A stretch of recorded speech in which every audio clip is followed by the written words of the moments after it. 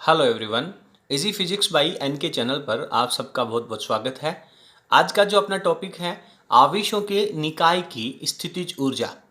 इस टॉपिक को अपन दो भागों में तोड़ते हैं, पहला आवेशों का निकाय और उसके बाद में स्थितिज ऊर्जा। आवेशों के निकाय का मतलब है आपके पास कहीं पर एक से ज्यादा आवेश रखे होंगे, अकेले आवेश से कोई निकाय नहीं बनेगा।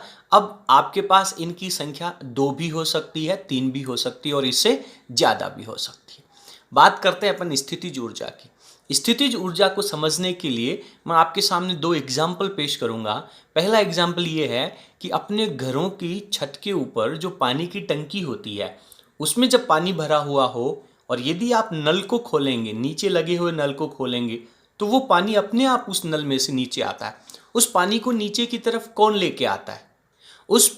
ऊपर टंकी में रखे हुए पानी के अंदर कुछ एनर्जी है, उसे अपन कहते हैं उसकी स्थितिज ऊर्जा। अब आप मुझे ये बताइए कि वो ऊर्जा उस पानी में आई कहाँ से? तो आप कहेंगे कि सर उस पानी को अपन जब छत तक पहुंचाएंगे, चढ़ाएंगे, तो अपने द्वारा या फिर मोटर के द्वारा जो कार्य किया जाएगा वो उस पानी के अंदर स्टोर हो जाएगा। जितना पानी ज़्यादा ऊंचाई पे रखा होगा तो आपको पानी को चढ़ाने में भी ज़्यादा वर्क करना पड़ेगा, उसकी एनर्जी भी उतनी ज़्यादा आएगी, और जब पानी नीचे की तरफ आएगा तो ज़्यादा हाइट पे होने के कारण ज़्यादा प्रेशर से आएगा। और इसकी स्थितिज ऊर्जा का फॉर्मूला आप लोगों ने पढ़ा है, mgh। क्लियर है? दूसरा एग्जाम्पल मैं आपको बताऊंगा कि जो धनुष होता है, धनुष के अंदर जब आप तीर लगा करके धनुष की रस्सी को पीछे की तरफ खींच के रखते हैं तो आपको उस रस्सी को पीछे की तरफ खींचने में कुछ कार्य करना पड़ेगा, और वो कार्य है वही उस तीर के अंदर स्थितिज ऊर्जा के रूप में स्टोर हो जाता है। और जैसे ही आप तीर को छोड़ेंगे वो स्थितिज ऊर्जा उसकी गतिज ऊर्जा के रूप में रूपांतरित हो जाती है। क्लियर है? यानी कि उस धनुष में लगी रस्सी को पीछे की तरफ खींचने में जो आप वर्क करोगे वही उसकी एनर्जी है। यानी कि किसी निकाय के अंदर आप किसी दूसरे बल के विरुद्ध कार्य कर रहे हो। अपन बात करते हैं आवेशों की। देखिए कि मान लीजिए मेरे पास यहाँ पे कोई एक आवेश रखा हुआ है, ये आवेश Q है और ये आवेश अनंत के ऊपर है। ये जो स्थिति आपने ली है वो अनंत के ऊपर ली है। इस आवेश को जब आप इधर की तरफ लेके आएंगे, मैं आवेश नंबर 1 कह देता हूं, यानी इसे Q1 आवेश कह देता हूं। क्लियर है? तो Q1 आवेश को जब आप अनंत से लेकर के आओगे, मान लीजिए पॉइंट A तक, तो यहां पर पहले से कोई आवेश नहीं है, यानी पहले से कोई विद्युत क्षेत्र नहीं है। तो इस आवेश को जब आप लेके आओगे तो आपको कोई भी कार्य नहीं करना पड़ेगा। क्यों नहीं करना पड़ेगा? अब आप कहेंगे कि सर लाने में तो कार्य करना पड़ेगा। भाई जब तक इसका कोई विरोध ही नहीं है, जब कोई प्रतिकर्षण बल ही नहीं है, तो आप इसके ऊपर बल ही नहीं लगाओगे, और बल ही नहीं लगाएंगे। जब बल की वैल्यू जीरो होगी तो इसकी ऊर्जा भी क्या हो जाएगी? जीरो हो जाएगी। यानी कि बिना विद्युत क्षेत्र के एक अकेले आवेश की कोई स्थितिज ऊर्जा नहीं होती है। तो मैं आपसे यह कहूं कि इस आवेश को इधर की तरफ इस पॉइंट ए तक लाने में किया गया कार्य है वो इसकी स्थितिज ऊर्जा है, जो कि वैल्यू कितनी है? जीरो है। ठीक है। अब ये वाला आवेश आपका पहुंच गया यहां पर, किस पॉइंट के ऊपर? ए पॉइंट के ऊपर पहुंच गया। तो इसको लाने में किया गया कार्य कितना हुआ? जीरो हुआ। ठीक है। जब ये वाला आवेश यहां पे आ गया तो इस आवेश की वजह से इसके चारों तरफ क्या उत्पन्न हो गया? विद्युत क्षेत्र उत्पन्न हो गया। मैं कहता हूं कि इस आवेश से आपको दूरी ले लेनी है r, और इस r दूरी पर एक कोई दूसरा पॉइंट है b। इस b पॉइंट के ऊपर विद्युत क्षेत्र कितना होगा? तो आप कहेंगे कि सर बिंदु आवेश के कारण विद्युत क्षेत्र की जो तीव्रता होती है उसका फॉर्मूला होता है KQ, आवेश जिसको आपने Q1 कहा है, बटा दूरी का स्क्वायर, r का स्क्वायर। अब आपसे मैं यदि ये पूछूं कि इस पॉइंट का विभव कितना है, विभव का टॉपिक आप बहुत अच्छे से पढ़ चुके हैं। यानी यहां पर विद्युत क्षेत्र तो है, और इस विद्युत क्षेत्र में आप एकांक धन आवेश को अनंत से लेकर के आओगे तो उस आवेश को लाने में किया गया कार्य इस पॉइंट का विभव कहलाता है। क्लियर है? और आपने विभव का फॉर्मूला पढ़ लिया, V बराबर K इंटू आवेश बटा दूरी, यानी KQ1 बटा R की वैल्यू हो जाती है यहां के विभव की। ठीक है। अब मैं कहता हूं कि अनंत के ऊपर मेरे पास आवेश रखा हुआ है भैया Q2। इस Q2 आवेश को जहां पर क्या है? विद्युत क्षेत्र है, वो धनावेश का विद्युत क्षेत्र है। ये भी धनावेश है। जब आप इसको लेकर के आओगे तो इस धनावेश की वजह से इस आवेश के ऊपर क्या लगेगा, प्रतिकर्षण बल लगेगा। और प्रतिकर्षण बल लगेगा, उसके बावजूद भी आप इसको धकेलते हुए, पीछे से धक्का मारते हुए लेकर के आ रहे हो, यहां तक लेके आओगे तो आपको कुछ कार्य करना पड़ेगा। और जैसे ही आप इस आवेश को फ्री छोड़ दोगे तो ये वापस आवेश यहां से दौड़ता हुआ अनंत के ऊपर चला जाएगा। तो इस आवेश को वापस अनंत पे कौन लेके जा रहा है? आप कहेंगे कि सर इसका प्रतिकर्षण बल लेके जा रहा है। बिल्कुल ठीक है, लेकिन आप इसको अनंत से यहां तक लाए थे, तब भी आपने कुछ कार्य किया था। वो जो कार्य है, जो अनंत से इस आवेश को यहां तक लाने में किया गया कार्य है, वही इस आवेश की स्थितिज ऊर्जा है। तो इसको लाने में किया गया कार्य के लिए आपने विभव का एक फॉर्मूला पढ़ा था। क्या पढ़ा था सर? विभव होता है किसी आवेश को लाने में किया गया कार्य बटा उस आवेश का भाग लगा दीजिए Q2। तो आपने Q2 आवेश को यहाँ पे लेके आए, तो इसको लाने में किया गया कार्य बटा में W। आप मुझे W की वैल्यू बता दीजिए। तो आप कहेंगे कि सर W बराबर क्या हो जाएगा, Q2 को आप दूसरी तरफ भेज दीजिए, तो ये वैल्यू हो जाएगी आपके पास Q2 इंटू V। V क्या है? V का कंसेप्ट आप पहले पढ़ चुके हैं। इस बिंदु की विभव आप निकाल सकते हैं। क्या फॉर्मूला रहता है? KQ/R। तो W बराबर कितना हो जाएगा? आप कहेंगे कि सर V की वैल्यू रख दो KQ1/R और Q2 से मल्टीप्लाई कर दो, तो मेरे पास वैल्यू आ जाएगी KQ1 Q2/R। क्या मैं इस दूरी को R12 लिख दूं? 12 का मतलब है पहले और दूसरे आवेश के बीच की दूरी, तो इसको मैंने यहाँ पे 12 लिख दिया। ये इसका कार्य हो जाएगा। तो पहले आवेश को लाने में किया गया कार्य कितना है? अकेले आवेश को लाने में किया गया कार्य 0 है। दूसरे आवेश को लाने में किया गया कार्य आप W2 कह दो। तो टोटल वर्क कितना हो जाएगा इस दोनों आवेशों के निकाय को बनाने में? यानी पहले आवेश को लाने में किया गया कार्य 0 है, दूसरे आवेश को यहां पर लाने में कार्य करना पड़ेगा पहले वाले आवेश के कारण उत्पन्न विभव की वजह से। तो दूसरे आवेश को लाने में किया गया कार्य W2 है, तो टोटल वर्क कितना होगा? सर टोटल वर्क हो जाएगा, दोनों को सिंपल जोड़ दीजिए। क्यों जोड़ दीजिए, सिंपल क्यों जोड़ दीजिए भैया? क्योंकि कार्य एक अदिश राशि है।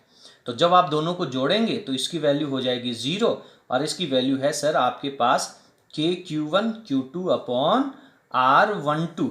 ये हो जाएगी इस निकाय की स्थितिज ऊर्जा। तो दो आवेशों के निकाय की स्थितिज ऊर्जा हो जाएगी आपके पास KQ1 Q2/R12। क्लियर है? KQ1 Q2/R12। तो ये आपके पास दो आवेशों के निकाय की स्थितिज ऊर्जा है। अब अपन इसका पैराग्राफ लिखेंगे।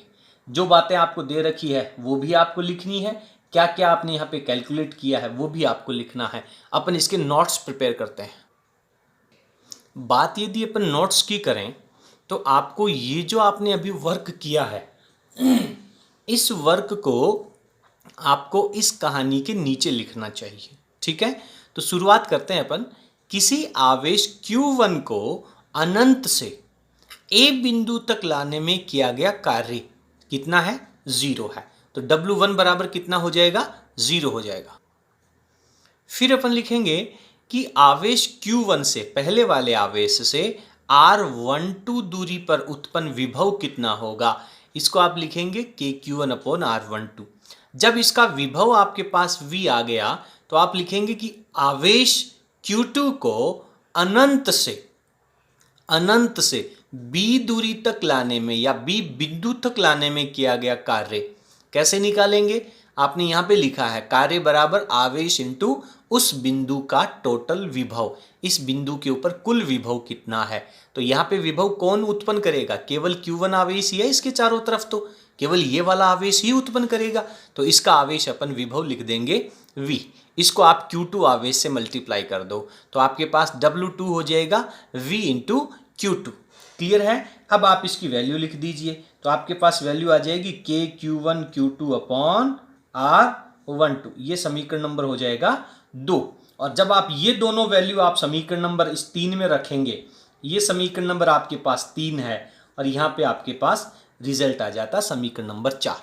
ठीक है, ये सारी टॉपिक लिखने से पहले कई बार आपसे पूछा जाता है आवेशों के निकाय की स्थितिज ऊर्जा की परिभाषा लिखिए।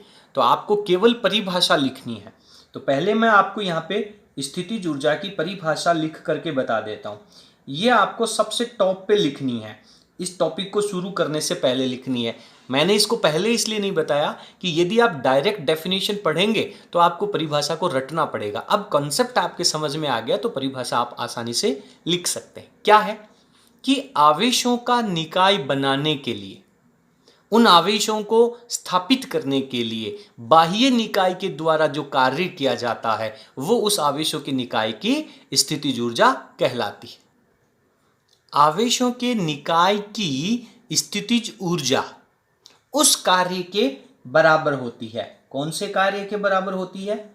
उस कार्य के बराबर होती है जो उन आवेशों को कहां से लाना है?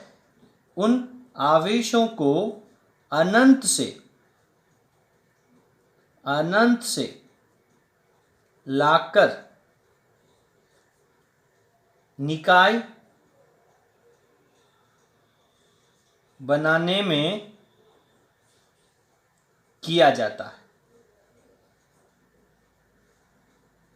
यानी कि आवेशों के निकाय की जो स्थितिज ऊर्जा है वो उस कार्य के बराबर होती है। कौन से कार्य के बराबर होती है? जो उन आवेशों को अनंत से एक दूसरे के नजदीक तक लाने में किया जाता है।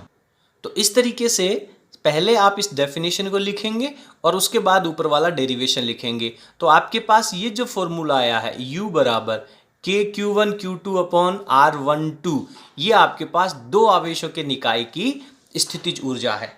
अब कई बार परीक्षा के अंदर एक बड़ा डेरिवेशन आता है।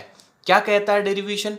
डेरिवेशन कहता है दो से अधिक, यानी 3 आवेश भी हो सकते हैं, 4 आवेशों का निकाय भी हो सकता है, उसकी स्थितिज ऊर्जा निकालना। तो अगला पॉइंट है 2 से अधिक आवेशों के निकाय की स्थितिज ऊर्जा, यानी आपके पास 3 या 4 आवेश हो सकते हैं। तो पहले मैं एक आपको डायग्राम बना देता हूं जिससे आपको पता चल जाएगा कि भैया मान लीजिए मेरे पास ये पहला पॉइंट है और आपने एक आवेश Q1 यहां पे लेके आए हो। कहां से लाए हो? अनंत से। तो अनंत से जब आप पहले आवेश को लाओगे तो कोई कार्य करना पड़ेगा? नहीं करना पड़ेगा। तो इसके रिस्पेक्ट में अपन लिखेंगे W1 बराबर 0। ठीक है। अब इस पहले वाले आवेश की वजह से चारों तरफ विद्युत क्षेत्र उत्पन्न होगा। तो यहां से मैं दूरी लिख लेता हूं R12। 12 का मतलब है Q1 आवेश से दूसरे आवेश की दूरी। तो इस पॉइंट के ऊपर ये जो दूसरा पॉइंट है इसको मैं नाम दे देता हूं A, इस पॉइंट को नाम दे देता हूं B। B पॉइंट के ऊपर विभव कितना हो जाएगा? तो उसको अपन लिख देता हूं यहां पे V1। V1 का मतलब है पहले आवेश की वजह से उत्पन्न होने वाला विभव, ये V हो गया। तो इस विभव के कारण आप दूसरे आवेश को जब अनंत से लेके आओगे, कौन से आवेश को? मान लीजिए Q2 आवेश को जब आप अनंत से लेकर के आओगे तो आपको कुछ कार्य करना पड़ेगा। कार्य कितना होगा? इस बिंदु का टोटल विभव निकाल लीजिए और जिस आवेश को लेके आ रहे हो उससे मल्टीप्लाई कर दीजिए। तो यहां पे आप क्या लिखोगे? मैं यहां पे लिख देता हूं W2, this is equals to V1 into Q2। चलिए यहां भी लिख लेता हूं W1 बराबर कितना है? 0 है। W2 बराबर कितना हो गया? पहले वाले आवेश की वजह से यहां का विभव और लाया जाने वाले आवेश से गुणा कर दिया। ठीक है सर, ये बात तो हो गई। तीसरा आवेश ले लीजिए आप यहां पर, इस पॉइंट को कह दीजिए C। तो इस C पॉइंट के ऊपर अब विभव कौन कौन उत्पन्न करेगा?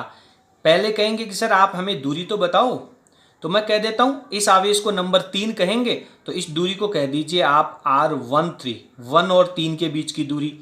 और इस वाली दूरी को आप कह दीजिए, क्या कहेंगे सर? इसको कह दीजिए आप R23, दूसरे और तीसरे आवेश के बीच की विभव दूरी। तो यहां पे विभव कौन कौन उत्पन्न करेगा? सर Q1 भी करेगा, Q2 भी करेगा। कितना होगा? Q1 की वजह से जो विभव होगा वो V1 लिख दूं, Q2 की वजह से जो विभव होगा उसको V2 लिख दूं। विभव एक अदिश राशि है तो टोटल विभव आ गया। क्लियर है? और जब टोटल विभव आ गया तो आप किस आवेश को लेके आ रहे हो अनंत से? Q3 आवेश को लेके आ रहे हो। तो Q3 आवेश को लाने में जो किया गया कार्य हो जाएगा उसको आप W3 लिख देंगे और उसकी वैल्यू किसके बराबर हो जाएगी? टोटल विभव इंटू आवेश। तो यहां पे W1, W2 और W3 की जो वैल्यू आपने यहां लिखी है उसको यहां लिखने की आवश्यकता नहीं है, वो अपन यहां पे पैराग्राफ के अंदर लिख लेंगे। पर इतनी बात अगर आपको समझ में आ गई, पहले वाले आवेश को लाने में किया गया कार्य 0, पहले वाले आवेश की वजह से यहां विभव होगा, अब कौन सा आवेश लेके आ रहे हो उस विभव से मल्टीप्लाई कर दो। दूसरा आवेश आप यहाँ पे लेके आओगे तो इन दोनों आवेशों की वजह से यहाँ पे विभव उत्पन्न होगा, उसको निकाल करके जोड़ दीजिए और अब लाया जाने वाले आवेश से गुणा कर दीजिए। मान लीजिए कि ये 4 आवेशों का निकाय होता और चौथा आवेश यहाँ होता, तो यहाँ चौथा आवेश होता तो अब यहाँ पे विभव कौन कौन उत्पन्न करेगा। आप कहेंगे कि सर V1b Q1 आवेश विभव उत्पन्न करेगा, Q2 आवेश विभव उत्पन्न करेगा, Q3 आवेश विभव उत्पन्न करेगा। दूरियां लिख दो, इसकी लिख दोगे R1 से R4, इसकी लिख दोगे R24, इसकी लिख दोगे R34, तीनों का विभव आ जाएगा। उन सबको अपन जोड़ देंगे और अब लाया जाने वाले आवेश Q4 से इसको मल्टीप्लाई कर देंगे। फिर चलिए अपन पहले इसका पैराग्राफ लिख लेते हैं। तो अपन ने लिखा है, माना चित्र अनुसार 3 आवेश Q1, Q2 और Q3 को बिंदु A, B व C पर रखा गया है। इनसे ये एक निकाय बन गया। तो इस निकाय की आपको स्थितिज ऊर्जा निकालनी है। तो क्या करेंगे, आवेश Q1 को कहाँ से लाओगे, अनंत से कहाँ तक, A तक लाने में किया गया कार्य कितना हो जाएगा, W1 बराबर 0, इक्वेशन नंबर 1। ठीक है, तो अब अपन क्या लिखेंगे, आवेश, सेम लाइन लिखेंगे इसी तरीके से, आवेश Q2 को कहाँ से, अनंत से कहाँ तक, B तक लाने में किया गया कार्य, क्या हो जाएगा, किया गया कार्य कितना, W2 लिखो सर, ये लीजिए W2, कितना लिखूं, V1 इंटू Q2 लिखिए, बिल्कुल लिख दिया। V1 कितना है सर, KQ1 अपॉन R12 है, multiplied by Q2, equation number आ गया आपके पास 2। ठीक है, अब इसी प्रकार से अपन तीसरे आवेश को लाने में किया गया कार्य और निकाल लेते हैं। तो क्या लिखना होगा, आवेश Q3 को सेम लैंग्वेज रहेगी, अनंत से C तक लाने में किया गया कार्य, बोलो किससे लिखूं भैया, सर W3 से लिख दीजिए। ठीक है, विभव कौन कौन उत्पन्न करेगा, सर पहला आवेश करेगा, दूसरा आवेश करेगा, टोटल विभव प्लस कर दीजिए। इस विभव को गुणा कर दो किससे, लाया जाने वाले आवेश Q3 से। चलो V1 की वैल्यू लिखो सर, KQ1 अपॉन दूरी 1 से 3, ठीक है, KQ2 दूरी 2 से 3, किससे मल्टीप्लाई करोगे, Q2 से, ओपन कर लो ब्रैकेट, ये हो गया KQ1 Q2 सॉरी Q3 है यहाँ पे, KQ1 Q3 दूरी R13, KQ2 Q3 दूरी R23, इक्वेशन नंबर 3 हो जाएगा। तो कुल कार्य, तो आप लिखेंगे U is equals to W, that is equals to तीनों का जोड़, W1 plus W2 plus W3।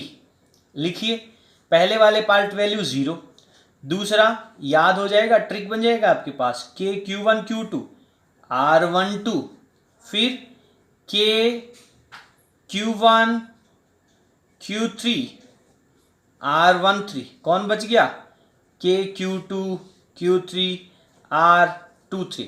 पहले वाले आवेश को लाने में किया गया कार्य 0, दूसरे नंबर का आवेश आएगा तो 1 स्टेप बढ़ जाएगा, तीसरे नंबर का आवेश आएगा तो 2 स्टेप बढ़ जाएंगे, और यदि चौथा आवेश और होता तो 3 स्टेप बढ़ जाते, Q1 से, Q2 से, Q3 से। तो ये आपके पास 3 आवेशों के निकाय की टोटल स्थितिज ऊर्जा आ जाती है। नोट डाल करके फाइनल एक लाइन और लिख दीजिए यहाँ पर, नोट, सिंपल फॉर्मूला किसका, 4 आवेशों के निकाय की स्थितिज ऊर्जा।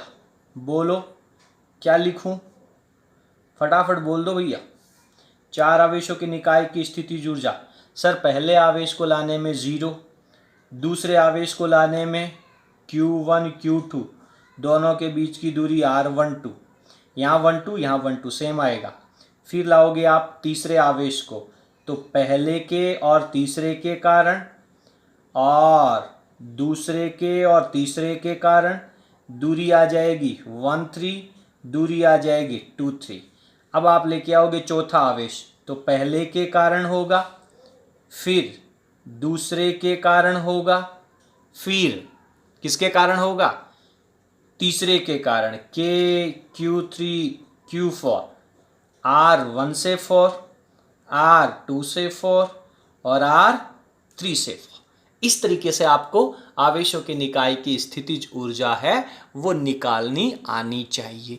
ये आपका डेरिवेशन कंप्लीट हो जाता है। अब अपन कोई सवाल देखेंगे और इसको सॉल्व करेंगे। अब हम इसके आगे के एग्जाम्पल देखते हैं। एग्जाम्पल में अपने पास एग्जाम्पल नंबर 10 आपकी स्क्रीन पे क्या कह रहा है आपसे देखें। 2 प्रोटॉन 6 × 10⁻⁻15 मीटर की दूरी पर स्थित है। कौन है? 2 प्रोटॉन है। तो प्रोटॉन का चार्ज कितना होता है पता है अपने को? तो Q1 की वैल्यू लिख लूँ मैं। Q1 एक प्रोटॉन है तो वैल्यू कितनी होगी? 1.6 × 10⁻⁻19 कूलम। पॉजिटिव है तो प्लस लिखने की आवश्यकता नहीं है। दूसरा जो चार्ज है वो भी प्रोटॉन है तो उसकी वैल्यू भी कितनी होगी? 1.6 10⁻⁻19 कूलम। कितनी दूरी पर रखे हुए हैं? R की वैल्यू लिख लीजिए। कितनी वैल्यू दे रखी है आपको? 6 × 10⁻⁻15, 6 × 10⁻⁻15 मीटर। ये बातें आपको दे रखी है। आगे सवाल कह रहा है कि प्रोटॉनों की अन्योन्य स्थिर वैद्युत स्थितिज ऊर्जा इलेक्ट्रॉन वोल्ट में ज्ञात कीजिए। यानी आपको क्या निकालना है? इसकी स्थितिज ऊर्जा निकालनी है। तो पहले अपन स्थितिज ऊर्जा को फाइंड आउट कर लेते हैं। कितने आवेशों का निकाय है? 2 आवेशों का निकाय है। तो 2 आवेशों के निकाय की स्थितिज ऊर्जा का फॉर्मूला लिखिए पहले। तो U = बताएं मुझे क्या फॉर्मूला लगेगा यहाँ पे? 2 ही आवेश हैं तो 2 आवेश हैं तो आप पहले आवेश को लाओगे, उसको लाने में तो किया गया कार्य 0 होगा। फिर केवल दूसरे आवेश को लाने में कार्य करना पड़ेगा और उसमें कौन? पहले वाले आवेश की वजह से विभव उत्पन्न होगा। तो फॉर्मूला क्या लग जाएगा? 2 आवेशों के निकाय की स्थितिज ऊर्जा का formula K Q1 Q2 upon R। R का मतलब यहाँ पर अपन इनके बीच की दूरी ले रहे हैं। तो इनके बीच की दूरी कितनी है? चलिए वैल्यू लिख लीजिए। K की वैल्यू 9 10 की पावर 9, 1.6 10⁻⁻19, 1.6 10⁻⁻19 बटा लगा दीजिए। कितनी वैल्यू दे रखी है? 6 × 10⁻⁻15 मीटर। सॉल्व कर लो इसे। सॉल्व करो देखें। 3 से काट दूं, ये कटा 3 बार, ये कटा 2 बार। इस 2 को इससे काट दूं, ये हो गया आपके पास 0.8। ठीक है, तो इनको मल्टीप्लाई करो। मल्टीप्लाई करोगे आपके पास 9 9, ये माइनस कितना हो गया? 9 और 9, इसमें से -15 को यहाँ से कैंसिल कर दो। तो फाइनली इसका जो सॉल्यूशन है वो हो जाएगा मेरे पास कितना? 3.84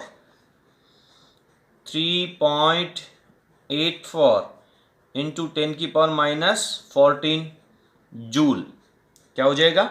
एनर्जी है वो जूल में आएगी। लेकिन क्वेश्चन में आपको क्या चाहिए? जो U है वो आपको तो इलेक्ट्रॉन वोल्ट में चाहिए।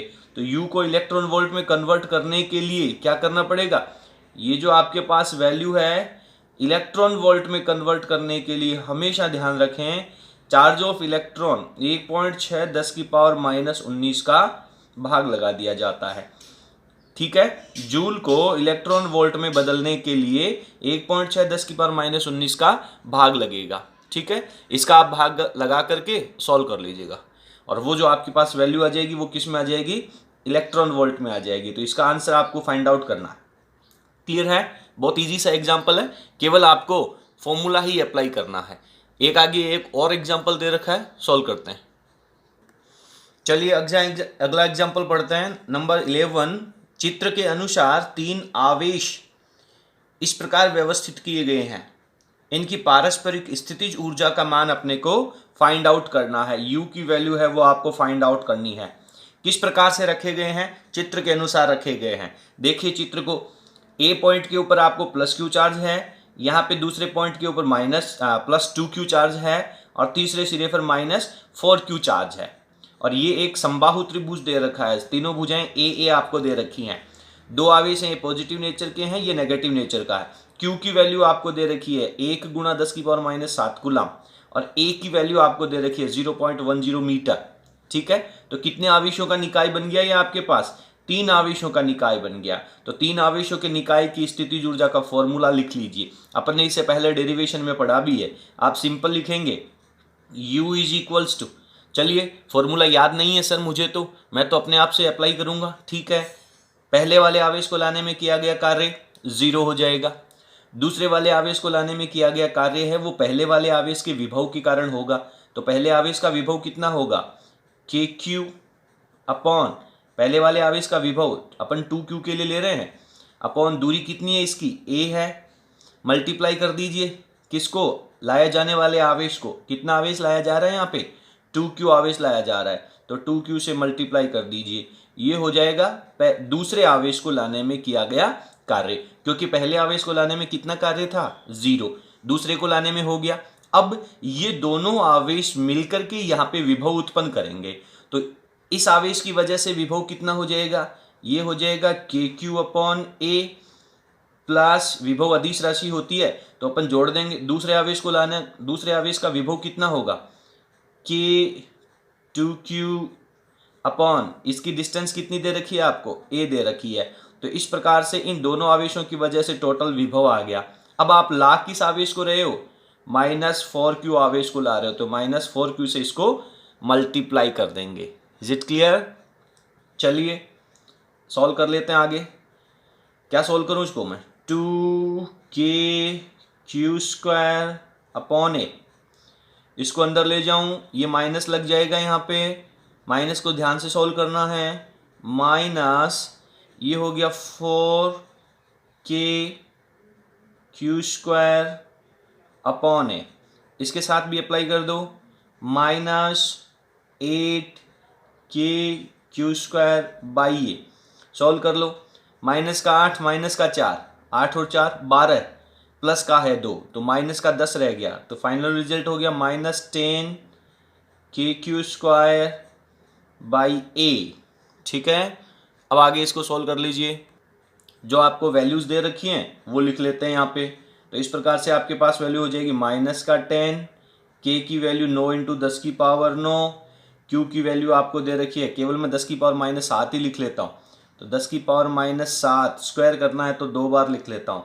ओके, अपॉन डिस्टेंस कितनी, A की वैल्यू कितनी है, 0.1 है सर। ओके, सॉल्व कर लीजिए। इस पॉइंट को आप यहाँ से रिमूव करेंगे, ऊपर आपके पास 100 हो जाएगा। तो यहाँ पे वैल्यू तो आपके पास सिर्फ 9 बची, इनटू ये होगी 7 और 7 माइनस का 14, और ये होगी आपके पास 9 और 100 की पावर 2 और हो जाएगी 11। तो आपके पास यहाँ पे कितनी होगी, 10 की पावर -3। ठीक है, मात्रक लगा दीजिए। ऊर्जा स्थितिज ऊर्जा निकाल रहे हैं और स्थितिज ऊर्जा का मात्रक क्या लग जाएगा सर, माइनस तो रह गया यहाँ पे, बिल्कुल माइनस लगेगा। स्थितिज ऊर्जा का मात्रक जूल हो जाएगा। अब आप कहेंगे कि सर क्या किसी निकाय की स्थितिज ऊर्जा नेगेटिव भी हो सकती है, बिल्कुल नेगेटिव हो सकती है। कैसे हो सकती है, इस बात को थोड़ा समझिए कि मान लीजिए यहाँ पे एक पॉजिटिव चार्ज रखा हुआ है और इस पॉजिटिव चार्ज के पास अगर आप कोई बाहर से दूसरा आवेश लेके आओगे तो आपको कार्य करना पड़ेगा। परंतु यदि यहाँ पे पॉजिटिव चार्ज है और यहाँ पे नेगेटिव चार्ज लेके आ रहे हो तो उस नेगेटिव चार्ज को लाने में आपको कोई कार्य नहीं करना पड़ेगा, क्योंकि नेगेटिव चार्ज तो खुद उससे आकर्षित होकर के स्वतः ही आ रहा है। ठीक है, तो नेगेटिव चार्ज को तो आपको यहाँ से अनंत तक ले जाने में वर्क करना पड़ेगा। आपको अगर एक पॉजिटिव चार्ज है, उसके पास नेगेटिव चार्ज रखा हुआ है, तो उसको अगर आप छोड़ दोगे तो वो तो उस पॉजिटिव चार्ज के पास में आएगा। ठीक है, तो उसको तो आपको यहां से पकड़ करके इन्फिनिटी तक ले जाने में कार्य करना पड़ेगा। इसलिए अपन यहाँ पे लिखेंगे कि जो नेगेटिव साइन है, माइनस का जो चिन्ह है, वो यह प्रदर्शित करता है कि आवेश को यहां से अनंत तक ले जाने में कार्य करना पड़ेगा। ठीक है, तो इस तरीके से आपका ये दूसरा क्वेश्चन हो जाता है। फॉर्मूले में कोई दिक्कत ही नहीं है, तीन आवेशों का निकाय है, फॉर्मूला लिखेंगे, वैल्यू रख करके सॉल्व कर लेंगे। माइनस की बात है, माइनस को आप इस तरीके से लिखेंगे कि ऋणात्मक चिन्ह यह प्रदर्शित करता है कि आवेश को विद्युत क्षेत्र से अनंत तक ले जाने में कार्य करना पड़ेगा। ठीक है, ये आपका एग्जाम्पल हो जाता है। आगे दो और एग्जाम्पल आपको यहाँ पे दे रखे हैं। एक एग्जाम्पल है एग्जाम्पल नंबर 12, पेज नंबर आपके 63 के ऊपर दे रखा है। बहुत इंटरेस्टिंग और बहुत इंपॉर्टेंट क्वेश्चन है। देखिए स्क्रीन के ऊपर आपसे क्या कह रहा है कि चित्र के अनुसार डी भुजा का एक वर्ग है और उस वर्ग के शीर्षों के ऊपर कुछ आवेश रखे हुए हैं। पहला पॉइंट ये कह रहा है इस पूरे डायग्राम को बनाने में कितनी कार्य करना पड़ेगा, कितनी इसकी स्थितिज ऊर्जा आएगी। तो मैं पहले इसका यहाँ पर चित्र बना लेता हूँ ताकि अपन अच्छे से समझ सकें। तो फर्स्ट पार्ट में आपसे पूछ रहा है कि ये जो 4 पॉइंट दे रखे हैं, 4 बिंदु आवेश A B C and D हैं, इनको इस तरीके से अरेंज करने में कितना कार्य करना पड़ेगा। तो आपके पास 4 आवेश हैं, तो सबसे पहले आपके दिमाग में ये आएगा कि सर एक आवेश होगा तो कोई कार्य नहीं करना पड़ेगा, दूसरा आवेश होगा तो आपके पास आवेशों का एक युग्म का formula Q1 Q2 upon R लिखना है।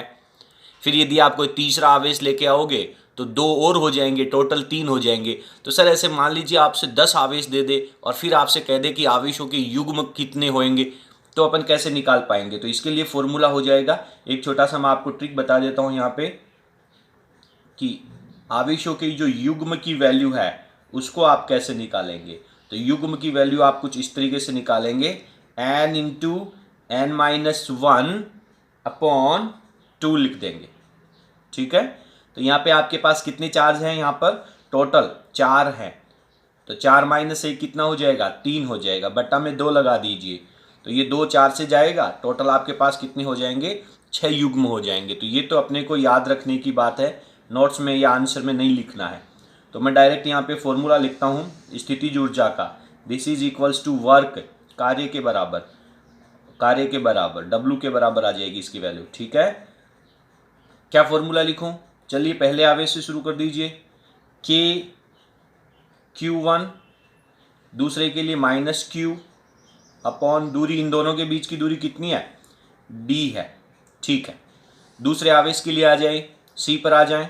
तो C पर आएंगे तो पहले A आवेश की वजह से ले लें C पर, तो इन दोनों के बीच की दूरी कितनी आएगी, तो यहाँ पे अपन लिख लेते हैं AC की दूरी, और अगर आपको जरूरत पड़ी BD की दूरी, तो ये दोनों भी बराबर आएंगी, जो कि कितनी है, इस वर्ग का विकर्ण है।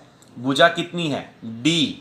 जब भुजा आपको दे रखी है तो सिंपल डायरेक्ट आपके पास फॉर्मूला होता है विकर्ण, भुजा को आप √2 से मल्टीप्लाई कर दीजिए, तो ये आपके पास विकर्ण की वैल्यू आ जाएगी। तो मुझे C पॉइंट के ऊपर विभव चाहिए, किसकी वजह से, A की वजह से। तो कितना हो जाएगा, KQ इंटू में इस आवेश से भी मल्टीप्लाई करना है, अपॉन इसकी दूरी अभी आपने लिखी है D√2 लिख लेता हूं मैं इसको, D√2। उसके बाद में ये वाला आवेश भी तो यहाँ पे विभव जनरेट करेगा, यहाँ पे मैं प्लस लिखता हूँ, K इसका आवेश है माइनस Q, इस आवेश को लाया जाएगा Q अपॉन इन दोनों के बीच की दूरी D। तो 1 2 3 सेगमेंट हो गए, चौथा और ले लीजिए प्लस।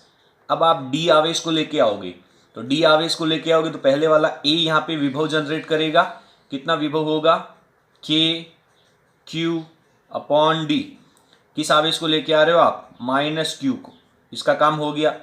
फिर B की वजह से विभव निकालो यहाँ पे, तो B की वजह से K minus Q upon D√2। B से D की दूरी कितनी है, D√2। किस आवेश को लेके आ रहे हो, माइनस Q को, इसका काम भी हो गया। प्लस C वाले आवेश की कहानी और लिखनी है अपने को, तो C वाले आवेश की कहानी क्या हो जाएगी, KQ माइनस Q आवेश और दूरी कितनी है, D। तो कुछ इस तरीके से आपके पास इसका रिजल्ट आ जाएगा। अब आप इसको सॉल्व कर लीजिए, देखते हैं क्या होता है। तो आपके पास सॉल्व करिए, D वाले कितने फॉर्मेट हैं, ये माइनस का फॉर्मेट D का है, ये भी माइनस का फॉर्मेट D वाला है, ये भी माइनस का फॉर्मेट D वाला है, ये भी माइनस का फॉर्मेट D वाला, यानी KQ² बाई D, वो भी माइनस में। कितने पार्ट हैं इसके, 4। चलिए D√2 के ले लीजिए, D√2 का एक ये है, ये तो प्लस का आएगा, D√2 का एक ये है और इसका भी माइनस माइनस प्लस हो जाएगा। तो इसके आपके पास 2 हैं, plus 2 KQ² upon D√2। Solve कर लीजिए, क्या सॉल्व करोगे, सर K कॉमन आ गया, Q² कॉमन आ गया और D कॉमन आ गया। मैं संख्याओं को अंदर ही लिख लेता हूँ। तो पहले मेरे पास बच गया यहाँ पे माइनस का 4 और फिर यहाँ पे बच गया मेरे पास 2 अपॉन √2। इस चीज़ को आप सॉल्व कर लीजिए और सॉल्व करके आंसर लिख लेना। मैं इसको सॉल्व कर लेता हूँ।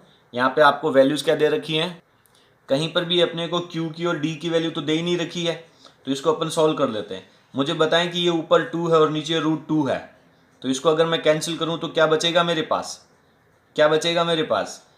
आपके पास सर √2 बच जाएगा यहाँ पे, ठीक है। तो क्या करें, KQ² अपॉन D, पहले प्लस की वैल्यू को लिख लूँ, ये प्लस का ही तो बचेगा √2, फिर माइनस का 4 लिख लेते हैं, माइनस का 4, ये आपके पास इसकी स्थितिज ऊर्जा आ जाएगी। मात्रक लिख दीजिए आप आज के आगे जूल। फर्स्ट पार्ट इसका बहुत इजी है, आसानी से हो जाएगा। सेकंड पार्ट को अपन सॉल्व करते हैं। देखिए सेकंड पार्ट क्या कह रहा है कि ये जो आवेशों का निकाय है ये तो बिल्कुल पहले से ऐसा का ऐसा कर दिया गया है, बना दिया गया है, और इसको बनाने में इतनी एनर्जी भी आपने, इतना कार्य भी कर दिया, इतनी इसकी स्थितिज ऊर्जा भी स्टोर हो गई। सवाल कह रहा है कि आपको एक चौथा आवेश, पांचवा आवेश Q0 लेके आना है, एक और एक्स्ट्रा चार्ज Q0 लेके आना है, अनंत से लेके आना है, कहां तक, E पॉइंट तक लेके आना है। तो अब निकाय कितने आवेशों का बन गया, 5 आवेशों का। सवाल कह रहा है कि पहले वाला वर्क तो आपने निकाल लिया, ये जो पांचवा चार्ज है इसको लाने में आपको कितना एक्स्ट्रा वर्क करना पड़ेगा, कितना एक्स्ट्रा कार्य करना पड़ेगा। तो इसके लिए सिंपल है, इस आवेश को लाने में किया गया कार्य कैसे निकालोगे, तो इस E पॉइंट के ऊपर विभव निकाल लें, इन चारों आवेशों की वजह से E पॉइंट के ऊपर विभव निकाल लें और फिर उस विभव को Q0 से मल्टीप्लाई कर दें। क्लियर है? तो यहां पे मैं दूसरे में लिखूंगा W = V × Q0, और V कितना होगा, यहां पे V कितना होगा, 2 पॉजिटिव चार्ज है, 2 नेगेटिव चार्ज है, मुझे नहीं पता भैया, निकाल के बताओ फटाफट कितना एक्स्ट्रा वर्क करना पड़ेगा। आंसर दो इसका, कौन कौन बताएगा, देखें विभव कितना है। यहां पर विभव निकालना बहुत सारे आवेशों की वजह से आपने सीख लिया है, और इवन ये एग्जाम्पल भी मैंने आपको वहां पे बताया था कि यदि आवेश बराबर बराबर दूरी पर रखे हों तो सिंपल आवेशों का योग कर लो, तो आपके पास 2 नेगेटिव चार्ज हैं, 2 पॉजिटिव चार्ज हैं, चार्ज कितना हो गया, टोटल 0, टोटल चार्ज कितना हो गया 0। तो यहाँ पे क्रिएट होने वाला विभव भी 0, और विभव की वैल्यू जब 0 हो जाएगी तो अब आपको यहाँ से इस आवेश को लाने में कोई भी एक्स्ट्रा वर्क नहीं करना पड़ेगा। ऐसा क्यों, तो ऐसा आप इसलिए भी समझ लीजिए कि ये पॉजिटिव चार्ज है तो ये +Q और ये +Q तो इसको क्या करेंगे, प्रतिकर्षित करेंगे, और ये दो लोग जो ये हैं ये इसको खींचने का प्रयास करेंगे। तो 2 अगर इसे अपोज करेंगे, 2 इसे अट्रैक्ट करेंगे, तो इसके ऊपर किसी प्रकार का कोई फोर्स नहीं लगेगा। तो ये इसका इंपॉर्टेंट पार्ट है। इस तरीके के क्वेश्चन है वो आपके कंपटीशन एग्जाम में पूछे जाते हैं, आप उसमें बिना टाइम वेस्ट किए सॉल्व कर सकते हैं। अगला जो आपका एग्जाम्पल नंबर 13 दे रखा है, ये इस टॉपिक का सबसे महत्वपूर्ण क्वेश्चन है, और कुछ इस तरीके के जो सवाल हैं वो ही विशेष रूप से कंपटीशन एग्जाम में पूछे जाते हैं। देखिए क्या कह रहा है, 3 आवेश Q, 2Q और 8Q को 9 सेंटीमीटर की दूरी पर लंबी रेखा के ऊपर रखा जाना है। ठीक है, 3 आवेश हैं, 9 सेंटीमीटर की रेखा पर रखना है। इन आवेशों को कहां रखें, इस 9 सेंटीमीटर की रेखा के ऊपर ही रखना, पर कहां कहां रखें ताकि निकाय की स्थितिज ऊर्जा न्यूनतम हो। इनके बीच की जो स्थितिज ऊर्जा है वो न्यूनतम होनी चाहिए। तो एक आपके पास Q चार्ज है, एक आपके पास 2Q चार्ज है, और तीसरा कितना लिया है, 8Q चार्ज लिया है, और कितनी दूरी पर, 9 सेंटीमीटर की दूरी पर रखा गया है। इतनी बातें मैं यहां पे लिख लेता हूं। चलिए, ये मान लीजिए आपके पास वो 9 सेंटीमीटर लंबी रेखा है, तो सबसे पहले आप इनके बीच की स्थितिज ऊर्जा को न्यूनतम करने के लिए, स्थितिज ऊर्जा न्यूनतम कब होगी, यानी आवेश को लाने में किया गया कार्य कम होगा। आवेश को लाने में किया गया कार्य कम कब होगा, जब 2 ज्यादा परिमाण के आवेशों के बीच में दूरी ज्यादा होगी, क्योंकि 2 आवेशों के बीच में लगने वाला बल है वो आवेशों के गुणनफल के समानुपाती होता है। तो यदि इन आवेशों के बीच की दूरी ज्यादा होगी, 9 सेंटीमीटर से ज्यादा तो अपन कर नहीं सकते, तो 9 सेंटीमीटर की रेखा के किनारों के ऊपर आपको 2 आवेशों को रखना पड़ेगा। कौन से 2 आवेशों को रखना पड़ेगा, जो सबसे ज्यादा परिमाण के हैं उनको अपने को 9 सेंटीमीटर की रेखा के किनारों पर रखना है, ताकि उनके बीच प्रतिकर्षण बल कम से कम हो। यानी कि प्रतिकर्षण बल जब सबसे कम होगा तो उनको लाने में कार्य भी कम करना पड़ेगा और उनकी स्थितिज ऊर्जा भी कम हो जाएगी। ठीक है, तो एक तरफ मैं यहां पे 2q चार्ज को रख लेता हूं और दूसरी तरफ है मैं 8q चार्ज को रख लेता हूं। इन दोनों के बीच की दूरी कितनी दे रखी है? 9 सेंटीमीटर की दूरी दे रखी है आपको। अब बात आती है कि तीसरा चार्ज कहां रखें। रखने को तो कहीं भी रख सकते हैं, लेकिन इस तरीके से रखना है कि पूरे निकाय की स्थितिज ऊर्जा कम से कम हो, यानी उस आवेश को लाने में कार्य जो है वो कम से कम करना पड़े। तो कुछ लोग अपने दिमाग से ये कर पाएंगे कि सर ये बात तो ठीक है, स्थितिज ऊर्जा न्यूनतम के लिए हो गया, अब जो दूसरा आवेश आएगा उस आवेश को आप इस बड़े परिमाण के आवेश से दूर रखो। जितना ज्यादा दूर रखोगे उतना ही उसको कम कार्य करना पड़ेगा। लेकिन दूर रखने का मतलब ऐसा थोड़ी है कि 2q के पास रख देंगे, क्योंकि 2q के पास रखोगे तो ये प्रतिकर्षित ज्यादा करेगा। बात समझ में आ रही है? यानी इतना तो कंफर्म है कि वो जो चार्ज होगा वो इसके सेंटर वाले पॉइंट से 2q के चार्ज की तरफ ही रखा जाएगा, जिससे क्या होगा, इन दोनों के बीच में प्रतिकर्षण कम होगा और इन दोनों के बीच का भी प्रतिकर्षण कम होगा और पूरे निकाय की स्थितिज ऊर्जा कम हो जाएगी। तो इसके लिए मैं मान लेता हूं कि 2q का जो चार्ज है उससे x दूरी के ऊपर ले लेते हैं। ये वाला पॉइंट है और इस पॉइंट के ऊपर आपने रख दिया q चार्ज को। ठीक है, इसको जब आपने इधर से रख दिया तो ये दूसरी तरफ की दूरी कितनी होगी? ये रहेगी सर 9 - x सेंटीमीटर के अंदर। ठीक है, तो कितने आवेशों का निकाय बन गया? 3 आवेशों का निकाय बन गया। 3 आवेशों का निकाय बन गया तो पहले इनकी स्थितिज ऊर्जा निकाल लीजिए। तो स्थितिज ऊर्जा U का फॉर्मूला क्या होगा? फॉर्मूला लिखने की आवश्यकता नहीं है, डायरेक्ट वैल्यू लिख लीजिए। तो पहले आप इस Q आवेश 2Q आवेश को लेके आए, इसको लाने में कार्य 0 है। उसके बाद में आप इस दूसरे वाले आवेश 8Q को लेके आए, तो इसकी वजह से कितना कार्य करना पड़ेगा? तो विभव हो जाएगा K2Q अपॉन इनके बीच की दूरी 9 और इंटू में 8Q लिख लीजिए, तो ये 8Q हो गया। ठीक है, इसके बाद प्लस लगा दीजिए। अब आप Q आवेश को लेके आओगे तो Q आवेश के बिंदु के ऊपर कौन कौन विभव उत्पन्न करेगा? ये 2Q भी करेगा। तो K2Q कौन से आवेश को लेके आ रहे हो? Q आवेश को, और इन दोनों के बीच की दूरी कितनी है? x है। इधर 8Q की वजह से भी यहां विभव जनरेट होगा। K8Q कौन से आवेश को लेके आ रहे हो? Q को। दूरी कितनी है सर? 9 - x है। लिख लीजिए इनको। अच्छा, ये सारी की सारी दूरियां किस में दे रखी हैं? सेंटीमीटर में दे रखी है। तो इसको किस में बदलना होगा? मीटर में बदलना होगा। तो मीटर में बदलने के लिए इसके साथ में 10⁻² लगेगा, इसके साथ में 10⁻² लगेगा और इसके साथ में 10⁻² लग जाएगा। ये आपके मीटर के अंदर दूरियां हो गई। एक सेकंड के लिए आप इसको थोड़ा सा सॉल्व कर लीजिए। सब में से क्या कॉमन आ रहा है? k कॉमन आ गया, और नीचे क्या कॉमन आ रहा है? 10⁻² कॉमन आ रहा है। और बताओ सर q² कॉमन आ रहा है। चलिए q² कॉमन आ जाएगा। 8 भी है, 2 भी है, तो सर 2 कॉमन आ जाएगा। तो 2q² कॉमन आ रहा है। फर्स्ट पार्ट में क्या बच गया आपके पास? फर्स्ट पार्ट में रह गया 8/9। ठीक है, 8/9। सेकेंड पार्ट में क्या रह गया? प्लस लगा दीजिए। ये ऊपर का सारा पोर्शन कॉमन आ गया, नीचे रह गया आपके पास 1/x। केवल 1/x ही तो बचा है। ठीक है, चलिए अगले पार्ट में चलिए। इसमें आपके पास 2 कॉमन आ गया, तो कितना रह गया ऊपर? 4। नीचे कितना रह गया? 9 - x रह गया, तो ये 9 - x नीचे कॉमन आ जाएगा।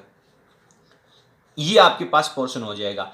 अब अपन लगाते हैं न्यूनतम स्थितिज ऊर्जा के लिए। मैथमेटिक्स के स्टूडेंट जानते हैं न्यूनतम स्थितिज ऊर्जा करने के लिए क्या करना चाहिए? न्यूनतम स्थितिज ऊर्जा के लिए स्थितिज ऊर्जा में परिवर्तन किसके सापेक्ष हो रहा है? x के सापेक्ष हो रहा है। जैसे जैसे आप x बदलेंगे स्थितिज ऊर्जा में परिवर्तन हो जाएगा। तो जब कभी भी न्यूनतम और अधिकतम वैल्यू निकालनी हो तो अपन उसका पहला अवकलन du/dx इसकी वैल्यू किसके बराबर लिखते हैं? 0 के बराबर लिखते हैं। अगर ये वाली शर्त पूरी हो जाए तो आप कहेंगे कि सर ये इसकी मिनिमम या फिर मैक्सिमम वैल्यू है। ठीक है, du/dx निकाल लेते हैं अपन यहाँ पे। तो du/dx कितना हो जाएगा? D you upon D x. D you upon D x में ये तो आपकी कांस्टेंट वैल्यू है तो बाहर आ जाएगी 2k² अपॉन 10⁻²। फर्स्ट पार्ट में चलिए 8/9 कांस्टेंट वैल्यू है, अवकलन 0 होगा, बहुत बढ़िया। चलिए आगे 1/x, 1/x का अवकलन क्या होगा? तो यहां पर आपके पास 1/x, x को ऊपर ले जाओ, x की पावर -1, x की पावर -1 हो जाएगी, इसका अवकलन करो। x की पावर n का अवकलन क्या होता है? n इंटू एक्स की पावर n-1, तो जो पावर है वो आपकी बाहर आ जाएगी, तो -1 आ गया। और उसके बाद में x की पावर कितनी हो जाएगी? -1 -2, x की पावर -2, उसको जब आप वापस नीचे लेके जाओगे तो 1/x² हो जाएगा। याद रखना आपको 1/x का अवकलन बहुत जगह यूज होने वाला है। 1/x का अवकलन -1/x²। चलिए आगे इसको सॉल्व करते हैं, कितना हो जाएगा? ये आपके पास वैल्यू रहेगी 4 बटा में वापस वही आपके पास 9 - x है, तो ये भी आपके पास 9 - x का होल स्क्वायर लग जाएगा। ठीक है, अब -x का अवकलन भी करना पड़ेगा, और -x का अवकलन क्या होगा? -1 होगा। तो पहले आपके पास यहाँ पे माइनस आएगा, इसकी वजह से यहाँ पे देखिए 1/x का अवकलन किया तो माइनस में 1/x² आया था। 9 - x का अवकलन करोगे तो -1/9 - x का स्क्वायर आएगा। बट इस -x का अवकलन भी करोगे तो -1 आएगा, तो ये माइनस और माइनस पहले वाला यहाँ पे वापस क्या बन जाएगा? प्लस रह जाएगा, तो ये इसका अवकलन हो जाता है। ठीक है, लेकिन शर्त के अनुसार क्या है? इस पूरे की वैल्यू किसके बराबर होनी चाहिए? 0 के बराबर होनी चाहिए। तो यहाँ पे आप 0 लिखेंगे। जैसे ही आप 0 लिखेंगे, ये वाला पोर्शन एक बार मैं लिख लेता हूँ, 2k² अपॉन 10⁻²। 0 को मैं यहाँ से हटा देता हूँ, -1/x² प्लस 4/9 - x का स्क्वायर। ये पूरा का पूरा पोर्शन यहाँ पे गुणा में है, दूसरी तरफ जाएगा तो 0 के डिवाइड में, और 0 में किसी भी संख्या का भाग लगाओगे तो रिजल्ट 0 हो जाएगा। वापस आपके पास क्या रह गया? ये 2 सेगमेंट है, बराबर में 0 है। इस माइनस की वैल्यू को ट्रांसफर करके दूसरी तरफ ले जाओ, माइनस की वैल्यू को दूसरी तरफ ले जाओ तो 1/x² प्लस का हो जाएगा। तो आपके पास आ गया 1/x² इक्वल्स टू 4/9 - x का होल स्क्वायर। चलिए इधर चलते हैं अपन, इसको भी आप, ये जो 4 है इसको भी आप होल स्क्वायर के फॉर्मेट में लिख लो। तो आपके पास 1/x², this is equals to 2²/9 - x का होल स्क्वायर। सबके ऊपर स्क्वायर आ गया, सबके ऊपर स्क्वायर आ गया तो स्क्वायर सबका कैंसिल आउट हो गया। वर्गमूल ले लीजिए आप, तो वर्गमूल लेंगे तो आपके पास अब वैल्यू आ जाएगी ये। क्रॉस मल्टीप्लाई कर लीजिए, तो क्रॉस मल्टीप्लाई करने पर 9 - x, this is equals to 2x। इसको दूसरी तरफ लेके जाओ -x को, तो 9 इज इक्वल्स टू कितना हो गया? माइनस का x इधर गया तो 3x। देन x की वैल्यू कितनी आ जाएगी? 9/3 बराबर 3 सेंटीमीटर हो जाएगी। क्लियर है? कितनी वैल्यू आ जाएगी? 3 सेंटीमीटर की वैल्यू आ जाएगी आपके पास। तो इस तरीके से अपन इसको सॉल्व कर पाएंगे। ठीक है, ये 3 सेंटीमीटर की दूरी, अभी अपन ने बात करी थी ना कि जो 2q का आवेश है उससे थोड़ी दूरी कम रहेगी, तो ये आपके 3 सेंटीमीटर की दूरी पर आएगा। और अगर आप इसमें आंसर और लिखना चाहते हैं नोट डाल करके, 8q से दूरी कितनी होगी? 8q से दूरी, तो 9 में से 3 घटा दीजिए, 6 सेंटीमीटर है। ये इसका सबसे इंपॉर्टेंट क्वेश्चन है। जहां कहीं भी ऐसा एक क्वेश्चन आपने फर्स्ट चैप्टर में भी पढ़ा था, ध्यान देना, फर्स्ट चैप्टर में भी पढ़ा था। 2 आवेशों के बीच का बल कम से कम होने के लिए शर्त पड़ी थी। उस समय आपने आवेश को चेंज किया था, Q1 + Q2 = Q करके। याद रखना, वो वेरी इंपॉर्टेंट क्वेश्चन है। ठीक है, तो इस तरीके से अपना ये स्थितिज ऊर्जा का टॉपिक है वो कंप्लीट हो जाता है। अगर आपको हमारा वीडियो पसंद आया हो तो प्लीज़ इसे लाइक कीजिए। इस पूरे वीडियो को देखने के बाद आप स्थितिज ऊर्जा का कोई भी क्वेश्चन नहीं छोड़ेंगे। ठीक है, बहुत बहुत धन्यवाद।